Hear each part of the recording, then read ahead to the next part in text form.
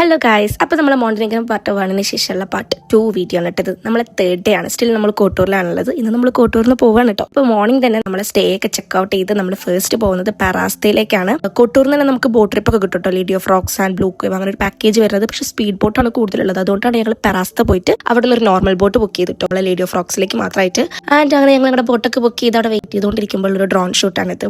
ഞങ്ങൾ ഈ സൈഡിൽ തൊട്ടിട്ട് ലേഡി ഓഫ് റോക്സ് കണ്ടപ്പോൾ തന്നെ ഭയങ്കര എക്സൈറ്റഡ് ആണ് കേട്ടോ. ബിക്കോസ് മോണ്ടിനിക്കരുടെ ആ ഒരു ഐക്കോണിക് ഐറ്റം ആണ് നമ്മളിപ്പോൾ കാണാൻ പോകുന്നത്. ആൻഡ് അങ്ങനെ കുറച്ച് നേരത്തെ വെയിറ്റിംഗിന് ശേഷം ഞങ്ങളുടെ ബോട്ട് എത്തിയിട്ടുണ്ടായിരുന്നു. നമ്മൾ 5 പേരെ കൂട്ടാതെ പിന്നെ ഒരു 5-6 പേരും കൂടി ഉണ്ടായിരുന്നു കേട്ടോ ആ ഒരു ബോട്ടിൽ. ഇവർ നമുക്ക് പെർ പേഴ്സൺ 20 euro ചാർജ് ചെയ്തിട്ടുണ്ടായിരുന്നത്. നമ്മളെ ലേഡി ഓഫ് റോക്സിലേക്ക് എത്തിക്കുന്നതിനും അവിടെ 30 minutes നമുക്ക് ടൈം സ്പെൻഡ് ചെയ്യാൻ തരും. പിന്നെ അതുപോലെ അവിടെ ഒരു ചെറിയ റോമൻ കാത്തോലിക് ചർച്ച് ഉണ്ട്, അതുപോലെ ഒരു മ്യൂസിയം ഉണ്ട്. അതിലേക്കുള്ള എൻട്രി ഫീയും കൂടി ഇൻക്ലൂഡ് ആക്കിയിട്ടാണ് കേട്ടോ ഈ ഒരു പാക്കേജ് അവർ പറഞ്ഞിട്ടുണ്ടായിരുന്നത്. അങ്ങനെ നമ്മൾ നേരെ ആ ഒരു റോമൻ കാത്തോലിക് ചർച്ചിന്റെ ഉള്ളിലേക്ക് കയറി. ഇതിന്റെ ഒരു ആർക്കിടെക്ചർ അടിപൊളി തന്നെയായിരുന്നു കേട്ടോ.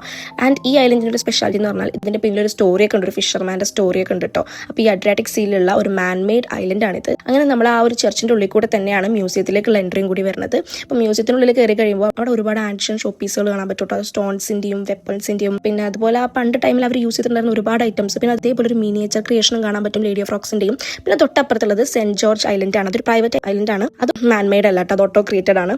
ആൻഡ് അതിലേക്ക് ഇവിടുത്തെ മോണ്ടിനിഗ്രൻ സിറ്റിസൺസിന് മാത്രമേ സ്പെഷ്യൽ പെർമിഷനോട് കൂടെ എൻട്രി ചെയ്യാൻ പറ്റുള്ളൂ. നമുക്ക് എൻട്രി ഒന്നുമില്ല, പുറത്തുനിന്ന് കാണാൻ പറ്റും. അങ്ങനെ ആ ഒരു ഗ്രൗണ്ട് ഫ്ലോർ എക്സ്പ്ലോർ ചെയ്ത് ഞങ്ങൾ നേരെ ഫസ്റ്റ് ഫ്ലോറിലേക്ക് പോയി. അവിടെ ഒരുപാട് പെയിന്റിങ്സിന്റെ കളക്ഷൻ ആയിരുന്നു കേട്ടോ. അത് മാത്രമല്ല അവിടെ ഇതുപോലെ കുറെ വിൻഡോസ് ഉണ്ട്. ആ വിൻഡോന്ന് പുറത്തേക്കുള്ള അഡ്രിയാറ്റിക് സീന്റെ വ്യൂവും പിന്നെ സെന്റ് ജോർജ് ഐലൻഡിന്റെ വ്യൂ ഒക്കെ കാണാൻ അടിപൊളിയായിരുന്നു. പിന്നെ ആ ഒരു ഫസ്റ്റ് ഫ്ലോറിൽ കൂടിയാണ് എക്സിറ്റ് വരുന്നത്. അങ്ങനെ അവിടെ നിന്ന് എക്സിറ്റ് ചെയ്ത് ഞങ്ങൾ ഇതാ കുറച്ചു നേരം പുറത്തൊക്കെ ഫോട്ടോസും കാര്യങ്ങളൊക്കെ കൊടുത്ത് എക്സ്പ്ലോർ ചെയ്തു.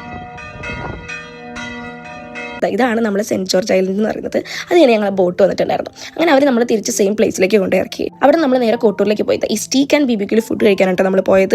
ലാസ്റ്റ് വീഡിയോയിൽ പറഞ്ഞ പോലെ നമ്മൾ ഐഡിയ സൂപ്പർ മാർക്കറ്റിന്റെ ബാക്കിൽ തന്നെയാണ് കാർ പാർക്ക് ചെയ്തിട്ടുള്ളത് കേട്ടോ. ആ പോകുന്ന വഴിക്കാണ് നമ്മൾ ഈ ബ്ലൂ കേവ് ടൂർ ടീമിനെ പരിചയപ്പെട്ടത് കേട്ടോ. ആൾക്ക് തമിഴ്നാട്ടിലെ ഫാമിലിയൊക്കെ ഉണ്ട്, അതുകൊണ്ട് കുറച്ച് തമിഴൊക്കെ അറിയാം.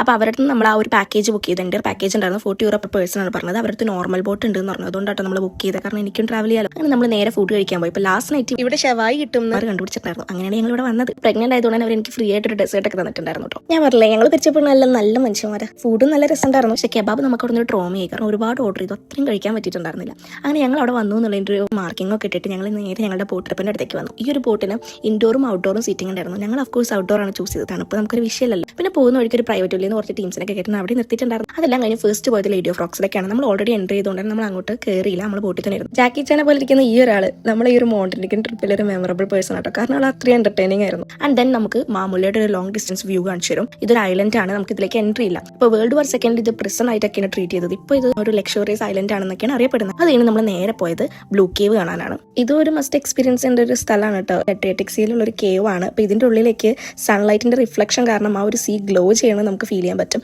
പിന്നെ സീൻ്റെ അപ്പത്തെ മൂഡ് കാരണം നമുക്ക് അതിൻ്റെ ഉള്ളിൽ സ്വിം ചെയ്യാൻ പറ്റില്ലായിരുന്നു. അതുകൊണ്ട് തന്നെ അവിടെ നിന്ന് കുറച്ച് മാറി ഇതുപോലെ ഒരു സ്വിമ്മിങ്ങിനായിട്ട് അവർക്ക് ഒരു സ്പോട്ടൊക്കെ കൊടുത്തിട്ടുണ്ടായിരുന്നു. ആൻഡ് ഈ ഒരു ഡ്രോൺ ഷൂട്ടിൽ കാണുന്ന ഇതേ കളർ തന്നെയാണ് കേട്ടോ ഈ ഒരു സീക്ക് ഉള്ളത്. ഞാൻ ഒരുപാട് മിസ് ചെയ്തു. ഈ ഒരു സിറ്റുവേഷനിലായിരുന്നില്ലെങ്കിൽ ഞാനും എടുത്ത് ചാടിയനെ. എന്തായാലും അറിഞ്ഞിട്ടൊന്നുമല്ല, എന്നാലും ഒന്ന് ട്രൈ ചെയ്യാം. അത് കഴിഞ്ഞ് നമ്മൾ നേരെ പോയത് സബ്മറൈൻ ടണലിലേക്കാണ്. യുഗോസ്ലോവിയ കോൾഡ് വാറിന്റെ ടൈമിൽ സബ്മറൈൻസും നേവൽ ബോട്ട്സ് ഒക്കെ ഹൈഡ് ചെയ്യാൻ വേണ്ടിയിട്ട് ഉണ്ടാക്കിയ ഒരു മിലിറ്ററി ഹിഡൻ ടണലാണ് കേട്ടോ ഇത്. ഇതിന്റെ ഉള്ളിൽ നമുക്ക് ഒരു ഡാർക്ക്നെസ്സും ആ ഒരു എക്കോ ഒക്കെ ഫീൽ ചെയ്യാൻ പറ്റും. അതെല്ലാം കഴിഞ്ഞ് ഞങ്ങളെ പിക്കപ്പ് ചെയ്ത സ്ഥലത്ത് തന്നെ ഡ്രോപ്പ് ഓഫ് ചെയ്തിട്ടു. ഏകദേശം ഒരു 3 hours പാക്കേജ് ആയിരുന്നു കേട്ടോ. കുറച്ചൊന്ന് പാർക്കിംഗ് ചെയ്താൽ 40 euro ഒന്ന് കുറയ്ക്കൊക്കെ ചെയ്യാം. അത് കഴിഞ്ഞ് ഞങ്ങൾ നേരെ ബുദ്ധിയിലേക്കാണ് വിട്ടത്. ബുദ്ധ ഓൾഡ് ടൗണിന്റെ അടുത്താണ് നമ്മൾ സ്റ്റേ ബുക്ക് ചെയ്തിട്ടുള്ളത്. ഇന്ന് അവിടെയാണ് സ്റ്റേ ചെയ്യുന്നത്. പക്ഷേ ചെറിയൊരു റിസപ്ഷനിസ്റ്റ് മാറിയതിന്റെ എന്തോ ഒരു എറർ കാരണം നമ്മൾ ബുക്കിംഗ് അവർ വേറെ ആൾക്ക് കൊടുത്തിട്ടുണ്ടായിരുന്നു. പക്ഷേ കുഴപ്പമില്ല, നല്ല ആൾക്കാരായിരുന്നു. ഒരു 10 minutes തന്നെ നമുക്ക് അടുത്ത് തന്നെ വേറൊരു ബുക്കിങ്ങും സ്റ്റേ ഒക്കെ റെഡിയാക്കി തന്നു. ആൻഡ് നമ്മൾ ചെക്ക് ഇൻ ചെയ്ത് നമ്മൾ നേരെ പോയത് അവിടെ അടുത്തുള്ള ഒരു പുതുവ റെസ്റ്റോറന്റിലാണ് കേട്ടോ. റെസ്റ്റോറന്റ് ആംബിയൻസ് ഒക്കെ അടിപൊളിയായിരുന്നു. അപ്പോൾ നമ്മൾ അവിടെ കുറേ ഫുഡൊക്കെ ഓർഡർ ചെയ്തു, കൂട്ടത്തിൽ ഒക്ടോബസ് ഒക്കെ ഓർഡർ ചെയ്തു.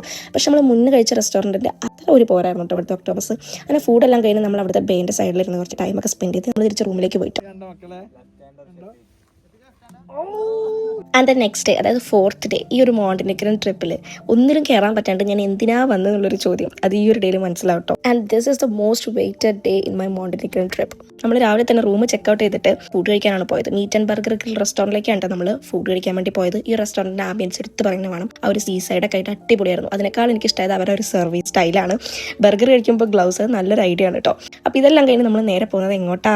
നമ്മളെ മോണ്ടിനിക്കരുടെ post card village must visit മക്കളെ. ഇത് കണ്ടിട്ടില്ലെങ്കിൽ നഷ്ടം തന്നെ. ആ ദൂരെ നിന്ന് കാണുന്ന വ്യൂ തന്നെ കണ്ടിട്ട് മൈ ഗോഡ്. അതെ, നമ്മൾ സ്വെറ്റി സ്റ്റീഫനിലേക്കാണ് പോകുന്നത്, എൻ്റെ ഡ്രീം ഡെസ്റ്റിനേഷൻ. അവിടെയാണ് നമ്മളെ ബേബി മൂൺ ഷൂട്ട് ചെയ്യാൻ പോകുന്നത് കേട്ടോ. അപ്പോൾ ഇതാണ് എൻ്റെ കോസ്റ്റ്യൂം. സ്റ്റീഫന്റെ ബീച്ച് സൈഡിൽ വെച്ചിട്ടാണ് നമ്മൾ ഷൂട്ട് ചെയ്തിട്ടുണ്ടായിരുന്നത്. നിഹാലിന്റെ ഡ്രോണൊക്കെ ഉള്ളതുകൊണ്ടേ നമ്മളെ ഷൂട്ടൊക്കെ നല്ല കളറായിരുന്നു. പിന്നെ അത് മാത്രമല്ല ഒരുപാട് നേരം എനിക്ക് നിൽക്കാനുള്ള മൂഡ് ഉണ്ടായിരുന്നില്ല. ബിക്കോസ് അഹങ്കാരം കൊണ്ട് പറയല്ല, UK നിന്ന് എന്തുകൊണ്ടായിരിക്കാം, നാട്ടിൽ നിന്നാണെങ്കിൽ കുഴപ്പമില്ലായിരുന്നു. ഭയങ്കര ഒരു ചൂടായിരുന്നു. ഇത്രയധികം ചൂട് മുഖത്തേക്ക് ഇങ്ങനെ ഒറ്റയടിക്ക് അടിക്കുന്ന ഒരു ഫീല് ഒരുപാട് കാലത്തിന് ശേഷമാണ് എക്സ്പീരിയൻസ് ചെയ്യുന്നത്. പിന്നെ ഇത് നമ്മുടെ സ്വെറ്റി സ്റ്റീഫന്റെ ഒരു ഡ്രോൺ ഷൂട്ടാണ്. അപ്പോൾ പറഞ്ഞ പോലെ തന്നെ മോണ്ടനിഗ്രോയുടെ one of the famous coastal landmark ആണ് കേട്ടോ ഈ ഒരു ടൈനി ഫോർട്ട് ഫീൽഡ് വില്ലേജ്. ഇതിന്റെ എടുത്ത് കാണിക്കുന്ന തന്നെ ആ ഒരു ഓറഞ്ച് റൂഫ് ടോപ്പും അതിന്റെ സ്ട്രക്ചറും ഒക്കെയാണ് കേട്ടോ. പിന്നെ ചുറ്റോട്ടുള്ള ഈ അഡ്രിയാറ്റിക് സീ വാട്ടറിന്റെ ആ ഒരു കളറും. പിന്നെ ഇത് മെയിൻ ലാൻഡിലേക്ക് കണക്ട് ചെയ്തിരിക്കുന്നത് ഇതുപോലത്തെ ഒരു നാരോ പിങ്ക് സാൻഡ് കോസ്റ്റൽ വേ വഴിയാണ് കേട്ടോ. ആൻഡ് ഇത് 15th സെഞ്ചുറിയിൽ ഒരു ഫിഷർ വില്ലേജ് ഒക്കെ ആയിരുന്നു. ലേറ്റർ അത് യുഗോസ്ലോവ ഗവൺമെന്റ് ലക്ഷറിയസ് റിസോർട്ട് ആക്കി കൺവേർട്ട് ചെയ്തിട്ടുണ്ടായിരുന്നു. ഒരുപാട് സെലിബ്രിറ്റീസ് ഒക്കെ സ്റ്റേ ചെയ്തിട്ടുണ്ട് കേട്ടോ. നമുക്ക് ഇതിനുള്ളിലേക്ക് എൻട്രി ചെയ്യണമെങ്കിൽ ഒരു റിസർവേഷനോ അല്ലെങ്കിൽ ഹോട്ടൽ ബുക്കിങ്ങോ ഗൈഡ് ടൂർ എന്തെങ്കിലും വേണം. അല്ലാത്ത പക്ഷം നമുക്ക് ആ ഒരു ബ്രിഡ്ജ് വഴി ഇതിന്റെ ആ ഒരു ബോർഡർ വാൾ വരെ പോകാൻ പറ്റും. അങ്ങനെ ഞങ്ങൾ കുറച്ച് നേരം ബീച്ച് സൈഡിലൊക്കെ ടൈം സ്പെൻഡ് ചെയ്തിട്ട് ഞങ്ങൾ പിന്നെ ഈ പറഞ്ഞ പോലെ നേരെ ആ ഒരു ബ്രിഡ്ജിലേക്കാണ് പോയിട്ടുണ്ടായിരുന്നത് കേട്ടോ. സ്വെറ്റി സ്റ്റീഫന്റെ അടുത്തൊന്ന് പോയി കാണാൻ വേണ്ടിയിട്ട് ഈ ഒരു ബ്രിഡ്ജ് വഴി നമുക്ക് നേരെ അതിന്റെ അടുത്തേക്ക് പോകാം. അവിടെ നിന്ന് ഒരുപാട് ഫോട്ടോ സ്പോട്ടുകളുണ്ട്.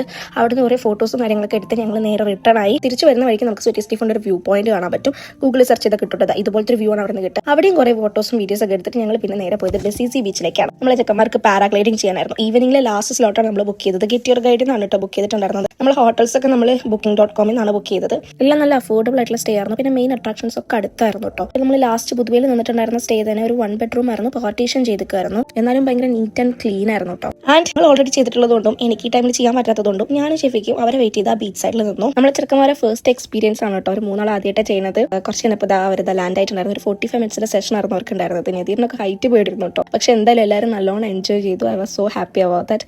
ആൻഡ് ഇതാണ് അവരുടെ ഗൈഡ്. അതിനുശേഷം നമ്മൾ ആ ഒരു ബീച്ച് സൈഡിലുള്ള വില്ലാസിന്റെ ഒക്കെ ഒരു വ്യൂ ഒക്കെ കണ്ട് നേരെ നമ്മൾ പോയിട്ടുണ്ടായിരുന്നത് ബുദ്വ ഓൾഡ് ടൗൺ എക്സ്പ്ലോർ ചെയ്യാനാണ്. ഇത് അവിടുത്തെ ഒരു മറൈനാണ്. അതുവഴി പോകുമ്പോഴാണ് നമുക്ക് ഈ ഒരു ഓൾഡ് ടൗണിലേക്ക് എൻ്റർ ചെയ്യാൻ പറ്റുന്നത്.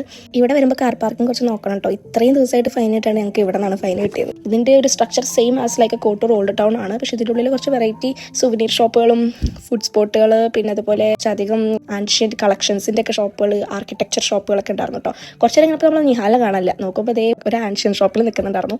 ഇതൊക്കെ സെല് ചെയ്യാൻ വേണ്ടി വെച്ചിരിക്കുന്നുണ്ടോ. നമുക്ക് ജസ്റ്റ് എക്സ്പ്ലോർ ചെയ്യുന്നതുകൊണ്ടും കുഴപ്പമൊന്നുമില്ല. ഒരുപാട് പെയിന്റിങ്സ് പിന്നെ പണ്ടത്തെ ഒരുപാട് കളക്ഷൻസ് ഓർണമെന്റ്സ് ജ്വൽസ് അങ്ങനത്തെ ഒരുപാട് ഐറ്റംസ് അവിടെ ഉണ്ടായിരുന്നു കേട്ടോ. അതെല്ലാം കഴിഞ്ഞ് നമ്മൾ നേരെ പോയിട്ടുണ്ടായിരുന്നത് ഫുഡ് കഴിക്കാൻ. അപ്പോൾ പോകുന്ന വഴിക്ക് വീണ്ടും ഒരു ജയന്റ് പീസിന്റെ സെക്ഷൻ കണ്ടു. അപ്പോൾ നമ്മളൊന്ന് ട്രൈ ചെയ്ത് നോക്കി. പക്ഷെ നമ്മൾ ഗോട്ടൂർ അത്ര പോരാട്ടോ. അത് കഴിഞ്ഞ് നമ്മൾ നേരെ ഒരു കബാബ് ഷോപ്പിലേക്ക് കയറി ഫുഡ് കഴിച്ചു. അവിടുത്തെ കുറച്ച് പ്രശ്നങ്ങളാണ് ഈ കാണുന്നത്.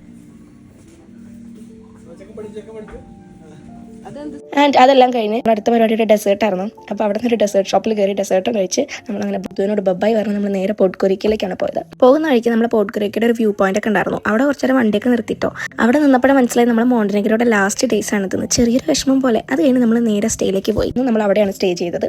ആൻഡ് നെക്സ്റ്റ് ഡേ മോർണിംഗ് നമുക്ക് ഇന്ന് റിട്ടേൺ ഫ്ലൈറ്റ് ഉണ്ട്. അപ്പോൾ ഇന്ന് നമുക്ക് ഒരു കാര്യം കൂടി ബാക്കി ചെയ്യാനുണ്ട്. അതിന് മുന്നേ ഇതാണ് ഞങ്ങളുടെ പോട്ട്കൊരിക്കയിലുള്ള സ്റ്റേ. അപ്പോൾ ഇതൊരു 2 BHK വില്ല ആയിരുന്നു.